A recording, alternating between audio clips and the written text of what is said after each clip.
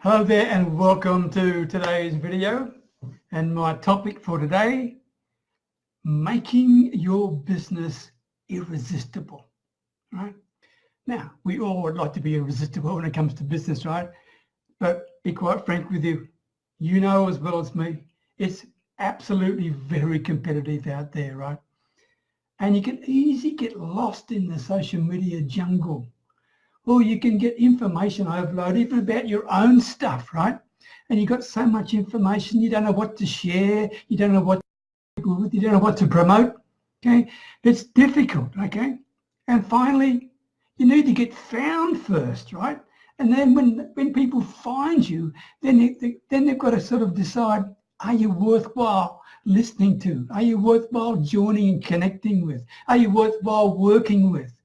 So these are all the things that we all face, right? And it'd be great if we can be a little bit more irresistible, okay? So what I'm going to do is share with you 12 ideas that I've had a crack at, and they seem to work for me, and I hope that they will work for you as well, right?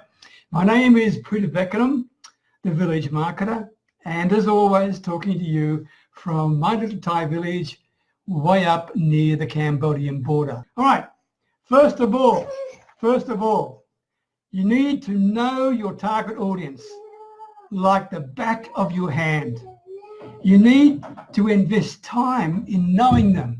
You need to embrace them. You need to get to know so much about them that you feel like they're family with you, okay? This is so important. And then when you can do that, then you can start deciding, okay, now you know who they are. Why the heck should they deal with you? What makes you different in the eyes of your ideal prospects, all right? Number two, always be clear this. Know what you stand for, okay? If you don't stand for anything, then you're not going to be very attractive. Be prepared to stand for whatever you want. Okay. In my situation, pretty simple. I'm a sales coach, right? And the things I stand for are integrity, transparency, engagement, empathy, and empowerment. They're the things that drive everything I do, okay? Apart from the mission that I have for the kids in my village. So what do you stand for? Get that clear in your mind. Get it really clear in your mind. Next one, have a one-sentence marketing message for your ideal market. A one-sentence ideal marketing message, right? I mean, you call that an elevator pitch, right? I mean, for example, here's mine. I help busy online solopreneurs to make more sales so they can enjoy more financial freedom.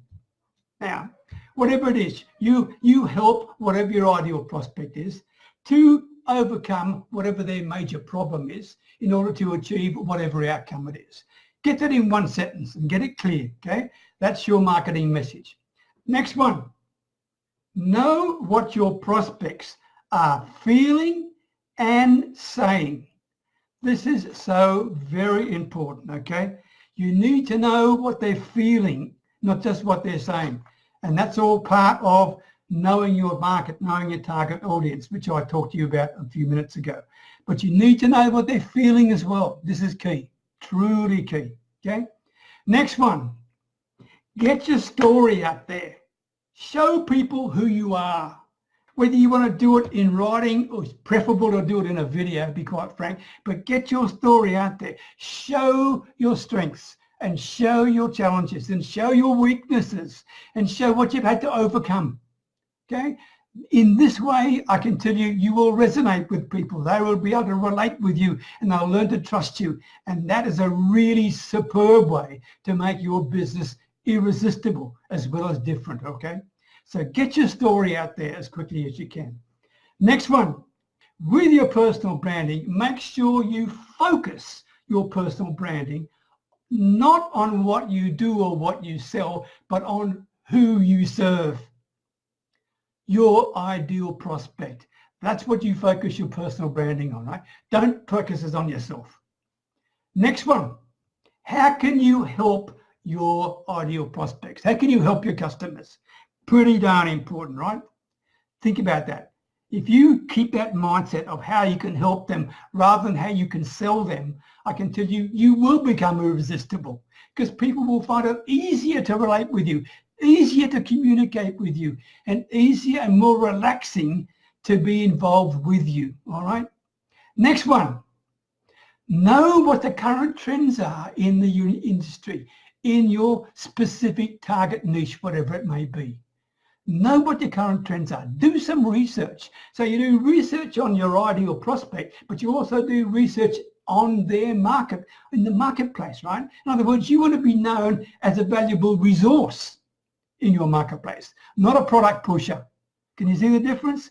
If you can come in there and position yourself as a valuable resource, you will make your business irresistible. Next one, and I've got a tongue-in-cheek with this one because I am not good, okay? People prefer digital marketing. In other words, they would much rather go online than read a newspaper or whatever it is to find out what they want. The amount of shopping being done online these days is unbelievable, huge growth. And if that's the case, you better make sure your website is friendly. You better make sure your website looks good. Be quite frank, mine's one of the ugliest websites on the internet. I'm going to get it done. There's a guy helping me right now, but I can tell you it's ugly right now. So I'm not practicing what I'm preaching to you, but I'm telling you the truth. Get your website user-friendly, okay? Next one, always include an easy yes in any call to action you've got. Don't complicate any call to action you have. Make it easy for people to respond to you. Many of the things I put out on social media, I simply ask people to say yes if they're interested. And the reason I do it is because it's easy, right?